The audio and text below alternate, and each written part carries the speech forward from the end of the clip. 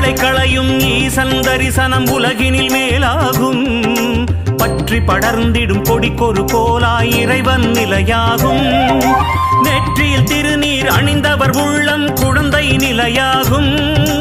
கொடும் பகை சூழ்ந்திடும் வேளையில் சிவனின் சூலமும் துணையாகும். சூலமும் துணையாகும், சிவனின் சூலமும் துணையாகும். சர்வேஸ்வரா விஸ்வேஸ்வரா அவிநாசி லிங்கேஸ்வரா திருமூர்த்தி மலை வாழும் லிங்கேஸ்வரா அமன லிங்கேஸ்வரா சர்வேஸ்வரா விஸ்வேஸ்வரா